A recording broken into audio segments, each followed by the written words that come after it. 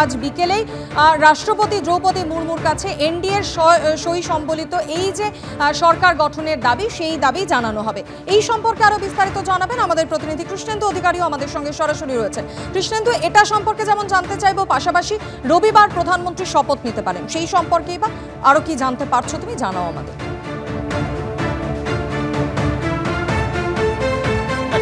এবং যেটা সূত্র মারফত জানা যাচ্ছে, আগামী রবিবার সন্ধেবেলা শপথ নিতে পারেন প্রধানমন্ত্রী পদে। এবং তার আগে আজকে যে সংসদীয় দলের বৈঠক, সেই বৈঠক আমরা যেখানে দাঁড়িয়ে আছি পিছনে যে সংসদ, সেই সংসদে হবে। প্রধানমন্ত্রী থাকবেন এবং বিদায়ী প্রধানমন্ত্রী নরেন্দ্র মোদী থাকবেন এবং যারা নবনির্বাচিত যারা সাংসদ তারা থাকবেন এবং সেখানে নেতা নির্বাচন করা হবে নরেন্দ্র মোদীকে। তারপর আজকে অন্যান্য দলের যারা শরিক দল, বিজেপির সঙ্গে যে এনডিএ শরিক দল, তার নেতারাও থাকবেন এবং 5টা নাগাদ আজকে রাষ্ট্রপতি ভবনে প্রধান নরেন্দ্র মোদী যাবেন এবং তার যে ম্যাজিক ফিগার, অর্থাৎ প্রাপ্ত যে 272 ম্যাজিক ফিগার তাদের আছেন, এটা দাবি করে রাষ্ট্রপতির কাছে তিনি সেই তালিকা জমা দেবেন।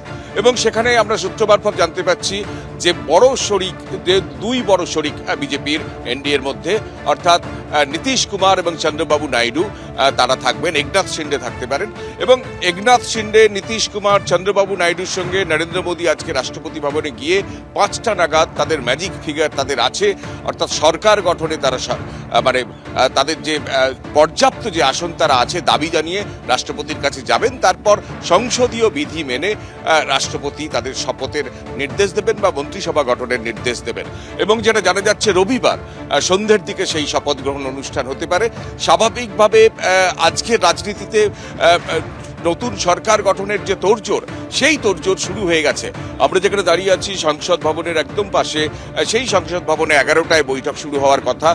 কলকাতা থেকে, দিল্লি, বাংলা থেকেও একাধিক সাংসদ তারা এসে পৌঁছেছেন, যারা নির্বাচিত হয়েছেন বিজেপি সাংসদরা, এবং অন্যান্য রাজ্য থেকে সাংসদরা এসে পৌঁছেছেন। প্রধানমন্ত্রী থাকবেন, সেখানে বৈঠক হবে। তারপর বৈঠকের পরে অন্যান্য যে সহযোগী দল তাদের মধ্যেও বৈঠক হচ্ছে। আমরা শুনতে পাচ্ছি যে নীতিশ কুমারের দল জেডিইউ তারা বৈঠক করছে নিজেদের সাংসদদের সঙ্গে। তারপরে চিরাগ পাসওয়ান তাদের সাংসদদের সঙ্গে বৈঠক করছেন এবং সমস্ত বৈঠকের পর বিকেল 5টা নাগাদ রাষ্ট্রপতির কাছে গিয়ে আজকে সরকার গঠনের যে ম্যাজিক ফিগার তাদের আছে দাবি করবেন নরেন্দ্র মোদী। সেখানে থাকবেন নীতিশ কুমার, সেখানে থাকবেন একনাথ শিন্ডে, সেখানে থাকবেন চন্দ্রবাবু নাইডু এবং তারপর প্রথাগতভাবে বিধি মেনে রাষ্ট্রপতির সম্মতি মিললে রবিবার শপথ গ্রহণ অনুষ্ঠান হবে। এবং এরই মধ্যে জল্পনা শুরু হয়েছে কে কি মন্ত্রিত্ব পাবে, কারণ এই প্রথম 1 দশক পর নরেন্দ্র মোদী প্রধানমন্ত্রী হতে চলেছেন দুজন শরিকের কাঁধে ভর দিয়ে। একদিকে নীতিশ কুমার, একদিকে চন্দ্রবাবু নাইডু। শরিকি চাপ, শরিকি কাটা, শরিকি আবদার একাধিক আছে।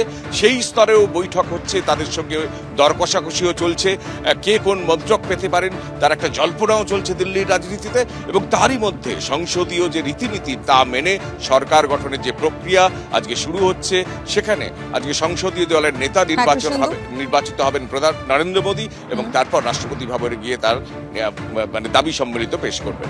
অবশ্যই পুরো প্রক্রিয়ার দিকে আমাদের নজর থাকবে। কৃষ্ণেন্দু, ধন্যবাদ।